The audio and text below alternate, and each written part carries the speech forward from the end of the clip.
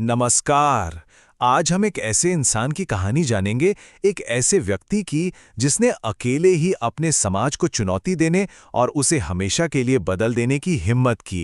नाम था राजा राम मोहन रॉय।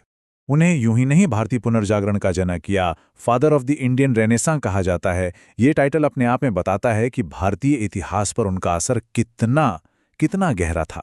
पर सवाल ये उठता है कि एक अकेला इंसान सदियों पुरानी बुराइयों को कैसे चुनौती दे सकता है। आखिर इतनी हिम्मत, इतनी ताकत आई कहां से? वो क्या वजह थी जिसने उन्हें उस वक्त की सबसे बड़ी कुरीतियों के खिलाफ खड़ा कर दिया? चलिए इसका जवाब उनकी कहानी में ही ढूंढते हैं। तो सबसे पहले चलिए उस दुनिया को समझते हैं जिसमें राम मोहन राय पैदा हुए थे, और ये भी देखते हैं कि वो बचपन से ही बाकियों से इतने अलग क्यों थे। जरा कल्पना कीजिए, 18वीं सदी का बंगाल, एक ऐसा समाज जो अंधविश्वास और कठोर रीति रिवाजों में पूरी तरह जकड़ा हुआ था, जहां परंपरा के नाम पर हर बात को बस आंख बंद करके मान लिया जाता था। और ठीक इसी माहौल में एक ऐसे बच्चे का जन्म होता है जिसका दिमाग सवालों से भरा था, जो हर चीज के पीछे का तर्क जानना चाहता था, और बस यही एक बात उन्हें बचपन से ही सबसे अलग बनाती थी। और यहीं से उनके जीवन का सबसे बड़ा और सबसे मुश्किल संघर्ष शुरू होता है। सती प्रथा के खिलाफ एक जंग, एक ऐसी लड़ाई जिसकी चिंगारी एक बहुत ही पर्सनल, एक दुखद घटना से भड़की थी। सती प्रथा ये एक ऐसी क्रूर और अमानवीय परंपरा थी जिसके बारे में सोचकर ही रूह कांप जाती है।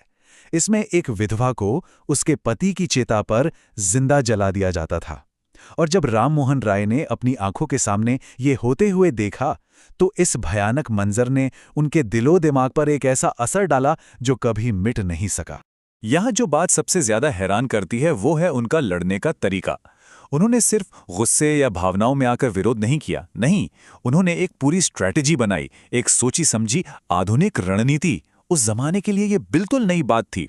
सबसे पहले उन्होंने लेख लिखकर इस प्रथा पर वैचारिक हमला किया, फिर लोगों के बीच जाकर उन्हें जागरूक किया, उन्हें समझाया, और आखिर में वो इस लड़ाई को सरकार तक ले गए ताकि कानून बदला जा सके। जरा सोचिए, इस पूरे सफर में उन्हें कितना विरोध, कितना अपमान सहना पड़ा होगा, पर वो पीछे नहीं हटे। उनकी सालों की ये मेहनत, ये अथक प्रयास बेकार नहीं गए। आखिरकार वो ऐतिहासिक पल आ ही गया जब इस लंबे संघर्ष को एक बहुत बड़ी जीत मिलने वाली थी। सालों के लगातार संघर्ष के बाद वो साल आया जिसने इतिहास बदल दिया। साल था 1829, और आखिरकार वो हो गया। सती प्रथा उन्मूलन अधिनियम पास हुआ और इस क्रूर प्रथा को हमेशा के लिए अवैध यानी गैर कानूनी घोषित कर दिया गया। ये भारतीय समाज के इतिहास में एक बहुत बहुत बड़ा मोड़ था, और ये मुमकिन हुआ सिर्फ एक इंसान के मजबूत इरादों की वजह से, राजा राम मोहन रॉय। लेकिन कहानी यहीं खत्म नहीं होती। सती प्रथा का अंत तो उनके बड़े मिशन का सिर्फ एक हिस्सा था। उनका सपना तो एक ऐसे भारत का था जो आधुनिक हो, पढ़ा लिखा हो, तर्क की बात करे, और इस सपने की नींव उन्होंने कई और सुधारों से रखी। देखिए, उनका काम सिर्फ एक बुराई को खत्म करने तक ही नहीं रुका। वो जानते थे कि समाज को अगर सच में बदलना है तो सिर्फ ज्ञान और शिक्षा से ही बदला जा सकता है। इसीलिए उन्होंने आधुनिक अंग्रेजी शिक्षा को बढ़ावा दिया। उन्होंने महिलाओं की शिक्षा और उनके अधिकारों के लिए जोरदार आवाज उठाई। समाज में फैले अंधविश्वास से लड़ने के लिए ब्रह्म समाज की स्थापना की। मतलब उनका लक्ष्य सिर्फ एक दो सुधार करना नहीं था, बल्कि पूरे समाज को एक नई दिशा देना था। अगर उनके जीवन पर एक नज़र डालें तो 1772 में बंगाल के राधानगर में जन्म हुआ। 1800 के दशक की शुरुआत में सती प्रथा के खिलाफ अभियान छेड़ा। 1828 में ब्रह्म समाज बनाया, और 1829 में वो ऐतिहासिक जीत मिली जब सती प्रथा खत्म हुई। और फिर 1833 में इंग्लैंड में उनका निधन हो गया।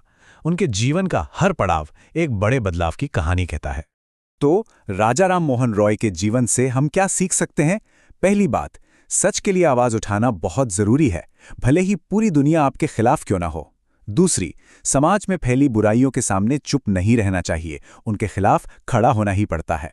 और सबसे जरूरी बात, असली और टिकाऊ बदलाव हमेशा ज्ञान और शिक्षा से ही आता है। और आखिर में एक सवाल, जरा सोचिए, अगर उस वक्त राजा राम मोहन राय ने वो हिम्मत न दिखाई होती तो आज हमारा समाज कैसा होता?